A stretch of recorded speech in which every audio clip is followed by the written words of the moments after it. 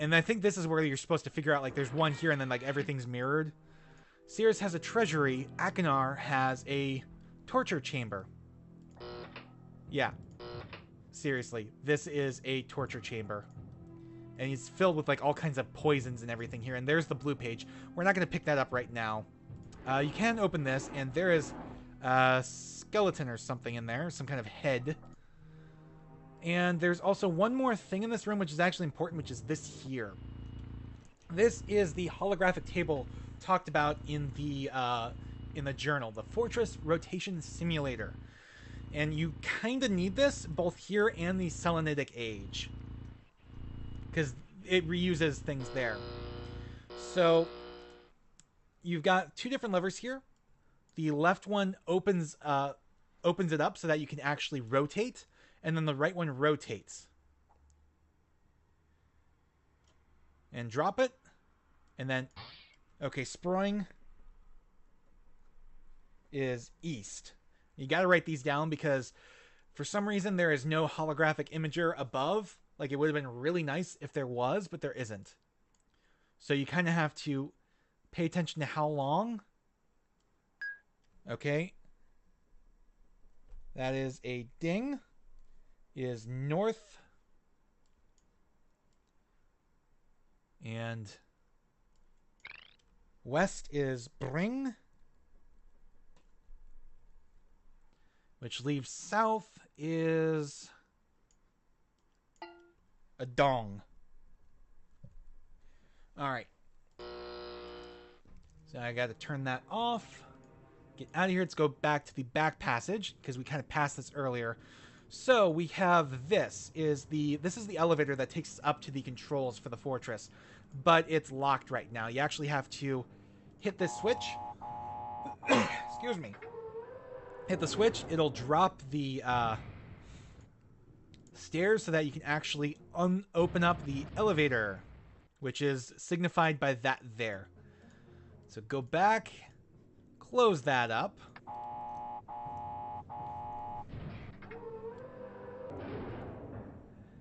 And in we go. So we go up.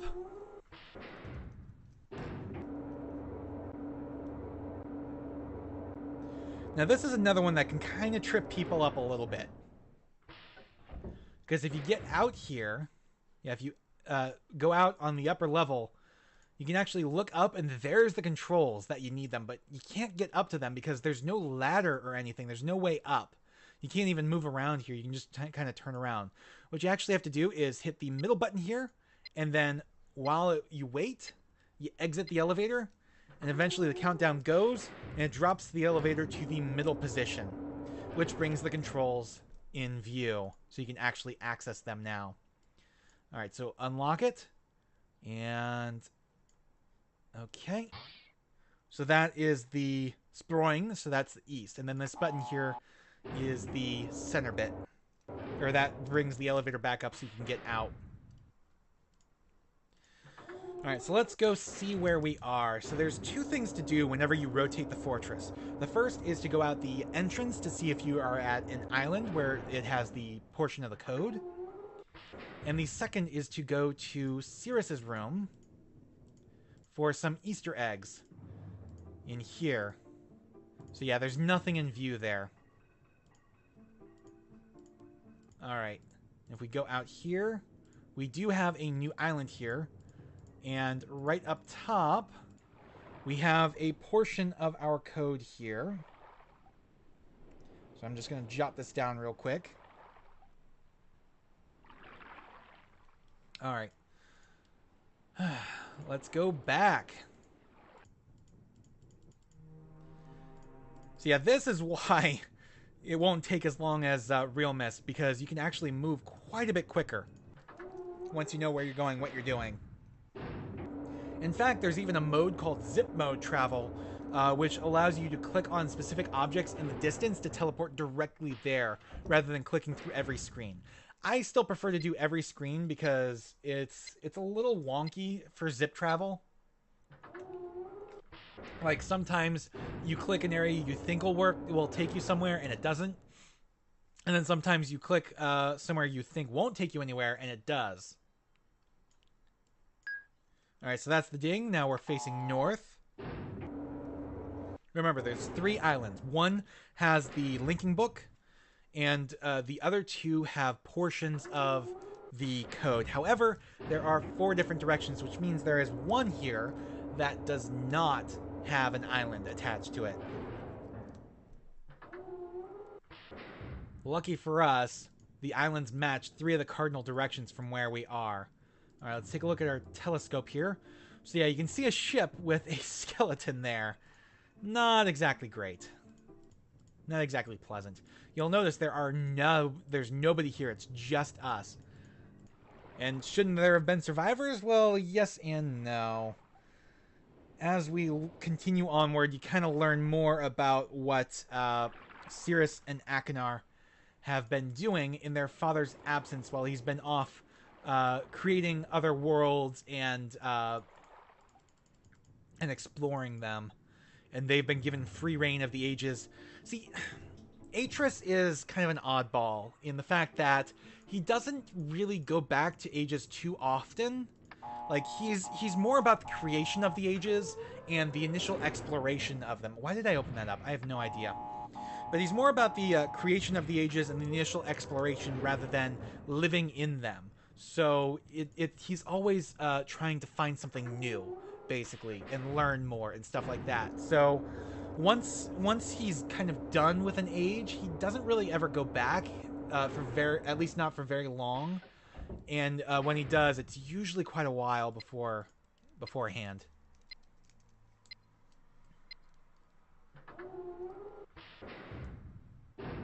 Alright, so now we gotta rotate back around to our starting position. However, let's go ahead and do this. There we go, bring, so that's west. This should be the one that has no island outside.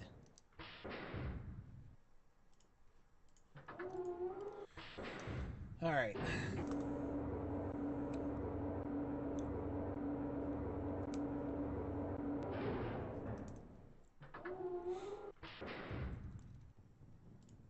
So yeah, this should be the one with no island. The reason why we're checking this one out, though, is because... Oh, there's nothing there. Is that really the only thing we could see was the flag? Or not the flag, the guy, the dead guy? So yeah, there you go. It's completely empty. And by the way, I don't know if you noticed, the sky's blue. The sky is blue, which means, like, the enemy, the black flag enemy, is completely destroyed. Because otherwise, there would still be storms and such. Alright, so let's go ahead and bring this back around to facing south. So that we can get out of here. Now, the good news is, even though, like, if you're trying to 100% complete this game, which is what we're doing today, with the exception of one age, the return trips for every single age is pretty easy, because you already have what you need in order to access the linking book back to Myst. Because right now we're trapped here until we get to that linking book. Alright. There we go. There's the dong. So your return trip is usually pretty quickly. The only exception is the Selenitic age. And that is, well, that is unfortunate, but it's kind of the way they designed it. And I'll explain more when we get there.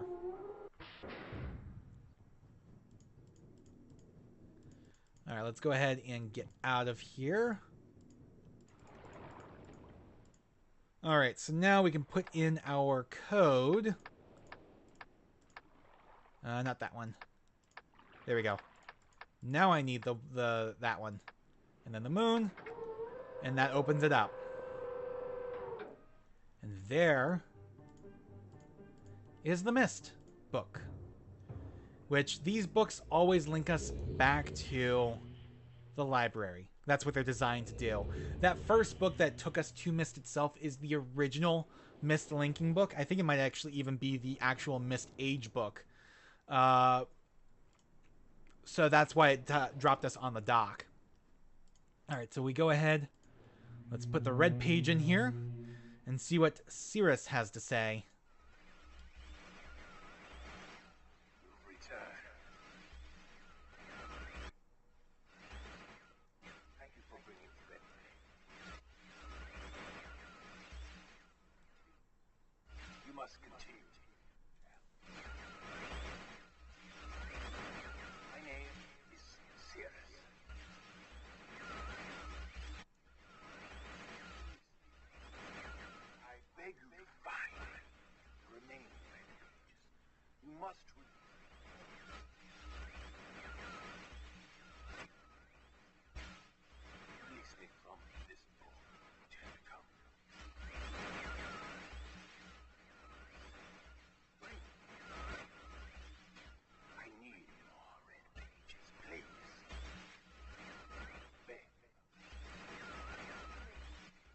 this time. Look.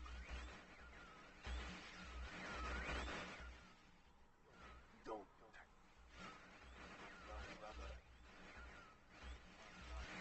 My brother.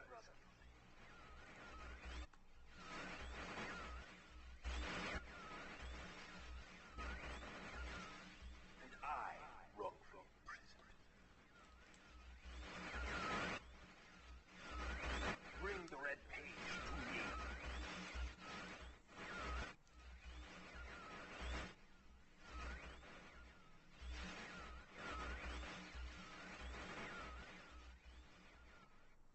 All right. So yes, Cirrus is imploring us to bring him more red pages, but ignore the blue pages because he says that he is innocent and wrongfully imprisoned and his brother is guilty. However, remember, Atris said he's not sure which of them is telling the truth. So, honestly, neither are we at this point. So let's go back and get that blue page and see what Akinar has to say for himself, because something about Cirrus kind of rubs me the wrong way.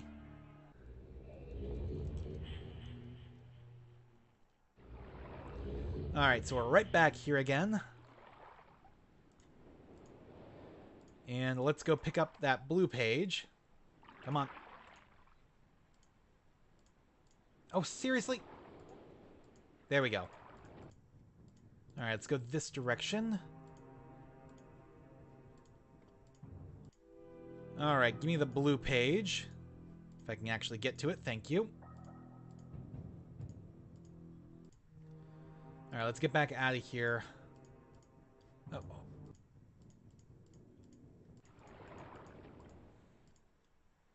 Alright, code's already in, so we just have to hit the button. And we are now completely done with Mechanical Age. We will not be returning to it. I think it's my favorite mostly because of the music in there. It's really nice. I don't know if you could hear it too much over me talking, but either way. Let's give the blue page in. You've returned. You wouldn't pretend. They just rescue me. I'm Akinar. My brother, I beg you.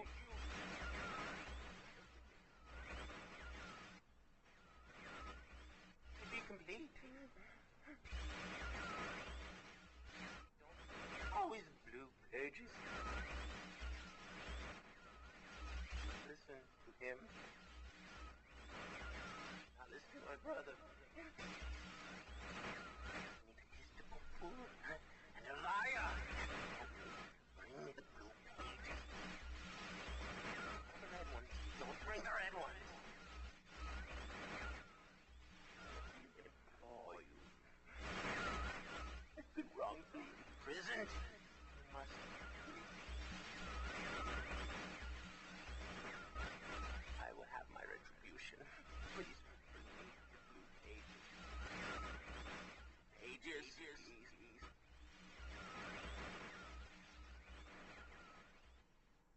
Alright, so yeah, that was Akinar saying pretty much the same thing as Cirrus.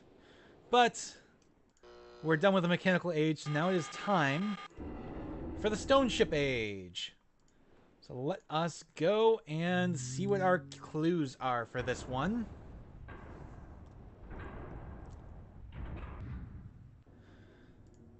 Now, each of the puzzles leading to an age are kind of linked to, in terms of theme, to the age themselves. Although, I would like to say how convenient it was for Atris that the 4 surviving ages perfectly match up to the safe spaces on the island itself.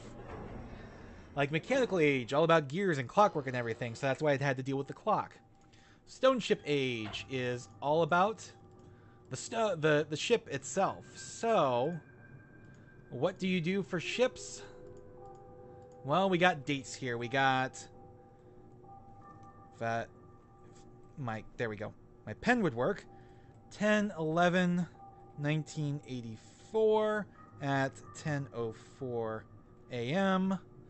Then January 17th, 12:07 at 5:46 a.m. and November 23rd, 9791 at 6:57 p.m. So these, if we go to the planetarium, will give us constellations, and that will give us what we need. But first, let's get back down here and read the journal for the Stone Ship Age. Get a little bit more of the story. This game tells its story kind of in three different ways. You have the environmental storytelling, which is like the objects and how they're placed and everything. You have the lore, which is mostly in Atrus's journals. And then you have the active storytelling. Sorry, passive is Atrus's journals, and then the active storytelling is the books, the red and blue pages. Oh, that doesn't work. Duh. Got to do it this way in order to get the thing back. There we go. Alright. Now we want the Stone Ship Age, which should be this one. Yes, it is. Emmett was the first to live on the rocks. He named them the rocks because that is what they were, a group of sharp rocks clustered together in the middle of a large sea. This was where Emmett lived. He enjoyed his life. Emmett would occasionally swim to nearby rocks, as it was never too far of a distance. One day, another person appeared on the rocks, for no apparent reason to Emmett. Emmett named this new person Branch. Emmett and Branch quickly became friends, swimming and hunting for fish together often. Emmett showed Branch the simple cave in which he lived on the largest rock.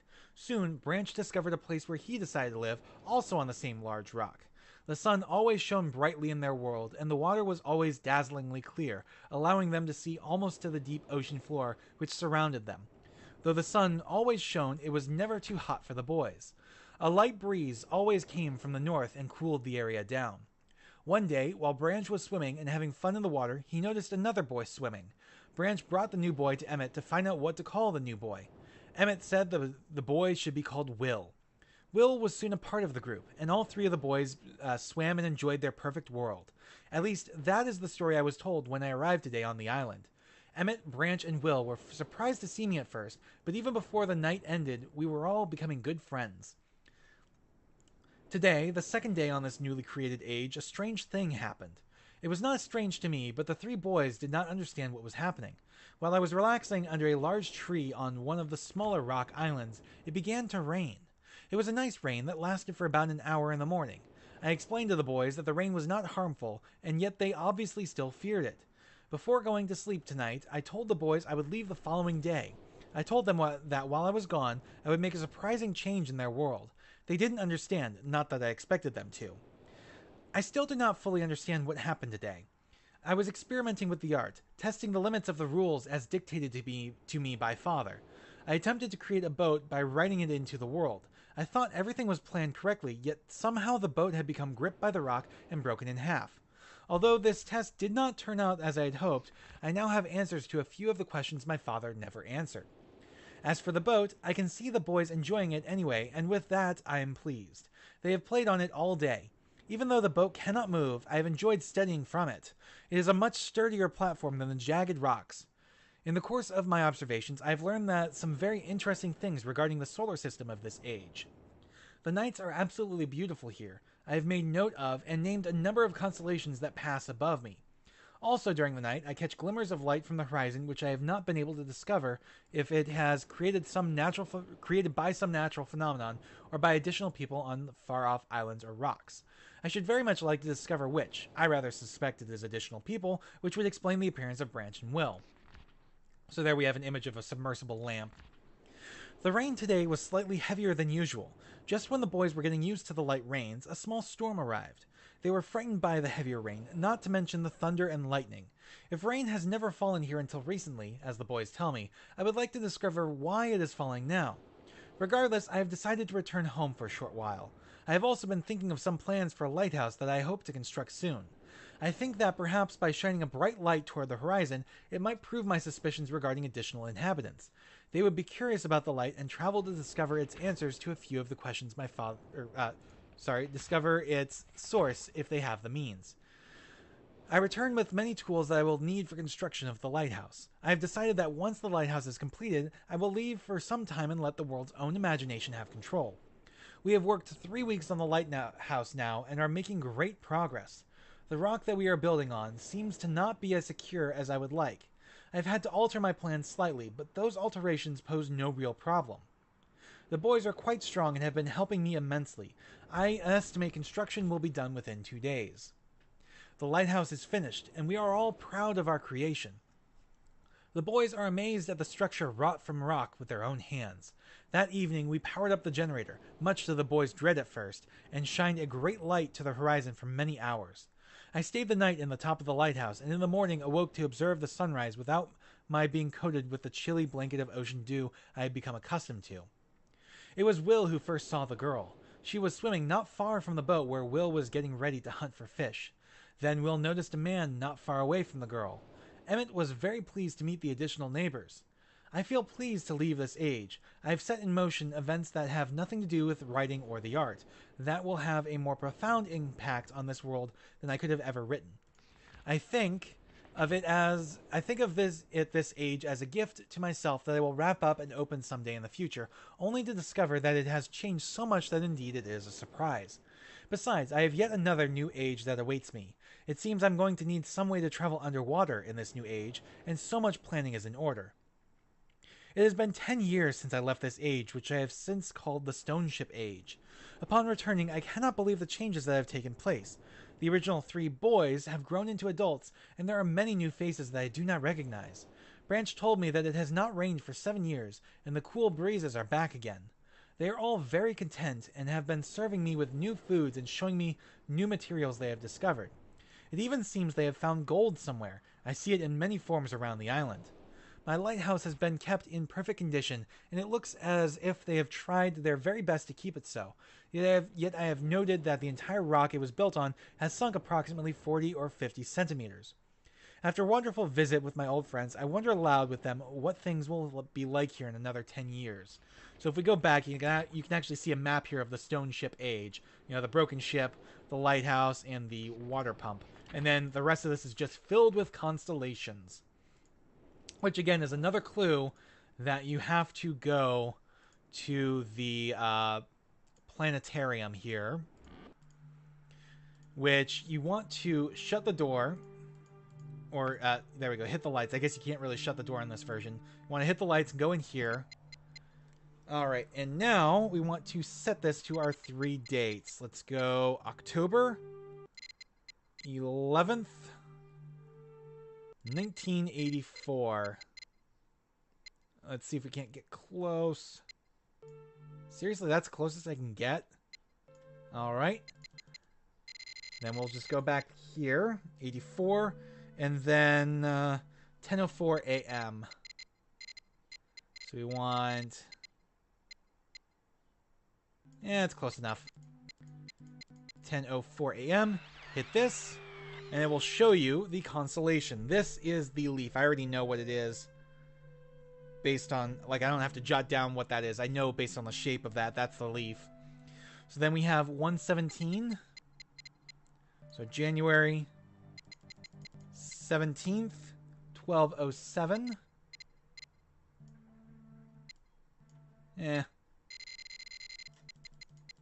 12:07 at 5:46. By the way, these are the constellations from Stone Ship. 5:46.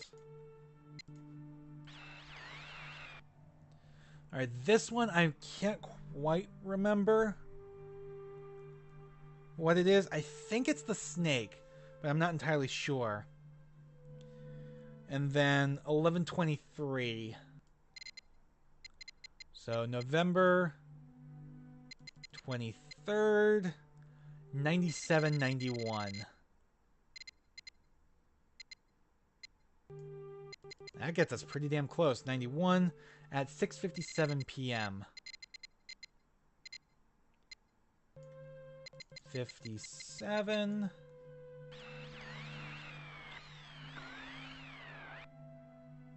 And...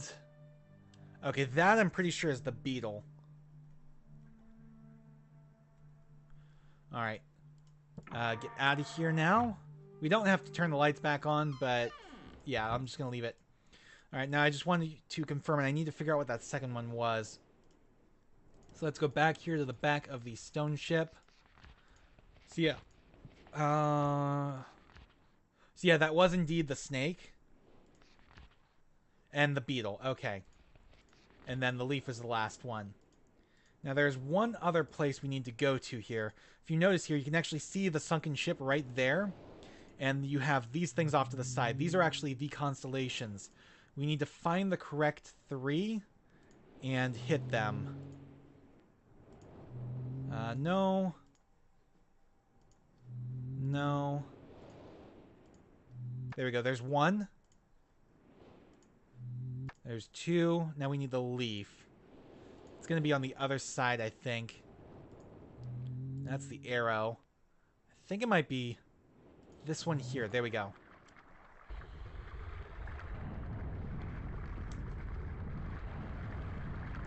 And then that, once all the sound's done, that is what's raising the ship. So if we take a look here at the little fountain, the ship is up, and that is your clue to go check the docks again, where you'll find the ship itself is indeed up above.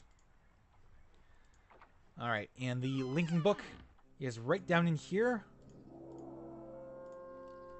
And welcome to the Stone Ship Age. Get this nice little flyby.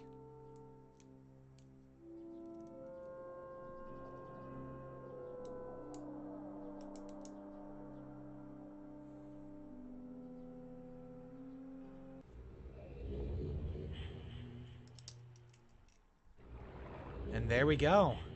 We've arrived at Stone Ship. Now, in the real Myst version, it has environmental effects and a day-night cycle, so there's actually like rain going on here. But you can see that like that's filled with water, so we can't get in there. That's filled with water, and we can't get in there.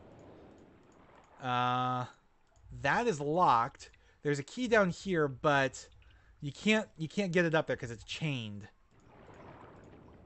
So what we actually need to go do is go across here. So that is filled up with water as well. And that's going to take us to the top. We don't want to do that quite yet. We want to go out here. So this is a water pump. And basically, which one did that open? I'm not sure. No. Okay, so that opened up here. That was the center does here. And this is like really, really dark.